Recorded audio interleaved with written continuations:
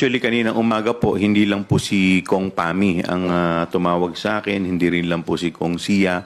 Marami pong mga miyembro ang nagtumawag po sa akin patungkol po dito sa issue na to. Kaya po kami po kanina ay nagdesisyon na i-postpone yung committee hearing for tomorrow to pave way sa investigasyon po ng NBI nang sa ganun ay hindi naman po kami nagagamit bilang excuse para masagot po yung complaint po dito dahil naniniwala po kami ito pong issue sa NBI ay napakahalaga at ito po ay it concerns national security.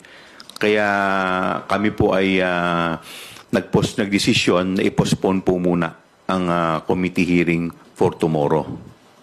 Actually, hindi ko pa po alam yan. Wala naman po akong nare-receive na communication from the House leadership. Sa ngayon po, ang naging concern lamang po namin ay yung issue po dito sa hindi po pagharap ni VP sa NBI dahil ang ginagawa nga pong rason o dahilan ay ito pong aming committee hearing. Actually, humihingi pa kami ng update sa SAA, sa Sergeant at Arms para ma-verify po yung talagang health condition ni Attorney Lopez. Once na nakatanggap na po kami, that's the time na pag-uusapan po namin at pagdidesisyonan po ng mga committee kung ano po ang aming gagawin. So sir, pwede siyang ma-release na on Saturday or tuloy-tuloy lang po siya doon sa VMMC? Well, sa ngayon, hindi pa namin napag-uusapan yan. Ang natakil pa lang po kanina is yung issue para po bukas. So siguro pag once na nakatanggap na po kami ng report from the Sergeant at Arms, that's the time para tayo po ay i-report din natin to sa mga kasama rin po natin sa committee. Sa ngayon, wala pa. Chine-check pa namin yung schedule. Kasi sa totoo lang ngayon ang nakapokus din po ako dahil nagkaroon ng isang malaking sunog sa distrito ko kagabi. Kaya medyo yun muna ang pinagtuunan ko ng pansin ngayon. Kaya until nakatanggap nga po ako ng mga tawag sa mga kasama ko because eto nga po yung naging concern nila. So yun po muna yung aking pinag-focusan. In the meantime, ayusin ko po muna yung mga naging biktima po ng sunog sa distrito ko. And by next week, magfa-file po kami ng mga House Bill na naging produkto po nito pong investigasyon. So, kaya nga po sa totoo lang, yung impeachment po ay hindi pa po na pag-uusapan at kung ano pa po dahil sa totoo lang nakapokus pa po kami dito po sa mga iba po pong usapin. Kasi natanong po sa akin yan sa isang interview kung may ground.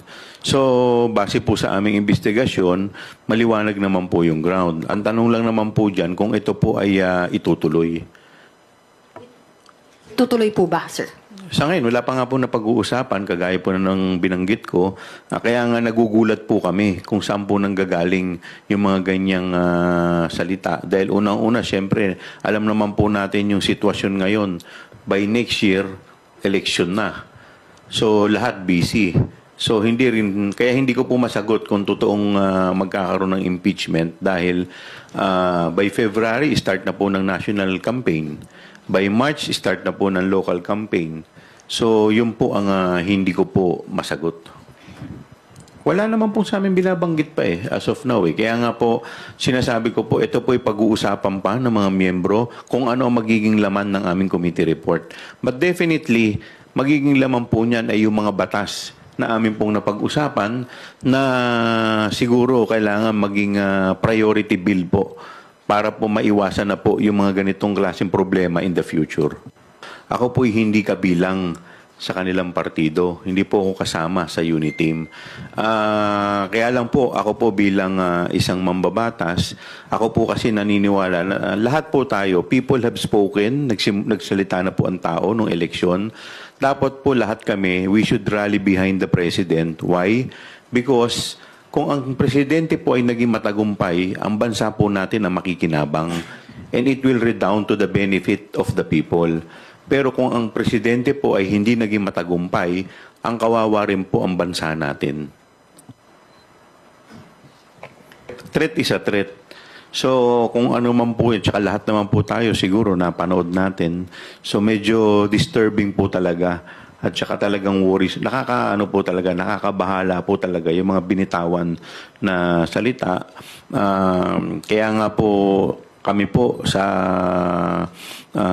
mga kasama po natin dito sa committee, ito'y binibigyan namin ng top priority. Dahil buhay po ng Pangulo ang nakataya dito. Colonel Junicio ba yun? Maganda po yung kanyang sinabi na ang mga military po, ang kanila pong loyalty ay nasa konstitusyon. Ako po'y naniniwala na hindi naman po sila magpapagamit sa politika at lahat naman po ang mga military natin ngayon, ako po'y naniniwala ay mga professional. At the end of the day, ako po ay malaki po ang tiwala namin na ito po ay hindi mangyayari. Kagaya po ng kaninang binanggit ni Congressman Jay Kong Hoon na lahat naman talaga ay karapatan ito eh. At the end of the day, siyempre, lahat ang mga opinion ng bawat isa, bawat sektor, dapat respetuhin po natin. Well, that is only my personal opinion. Dahil at the end of the day, siyempre, hindi ko rin naman po alam kung biglang final po yan, siyempre, mauobliga rin po yung mga senador to act on it. Di po ba? So, but that is only my personal opinion dahil tinitingnan din po natin dahil siyempre, lahat naman po kami ay may kanya-kanyang gawain. So, ito po, yun ay personal ko lang pong opinion. Actually, kung ako pong tatanungin, siguro baka hingin ko po yung opinion ng mga kasama ko in the next schedule. Magpapaset po kami ng meeting kung may mga kailangan pa bang pigain.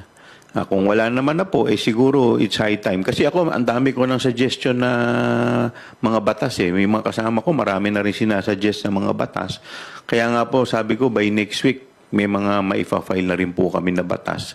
So hopefully po, siyempre at the end of the day, lahat ang opinion ng bawat isa ng mga miyembro ay kailangan ay hingin din po natin ang kanilang mga opinion. Kasi di po ba nagkaroon po siya ng press con at sinasabi niya kaya hindi siya pupunta bukas sa NBI dahil meron daw po siyang committee hearing na atenan.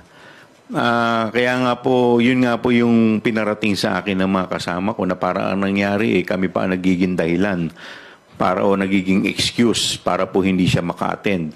Now, to pave way para hindi naman po, kasi alam po ninyo yung issue po dun sa NBI ay mabigat po. It concerns national security po. Kaya po, kami po ay magbibigay po kami nang sa ganun ay hindi na po kami magamit na dahilan para hindi po siya makarating bukas.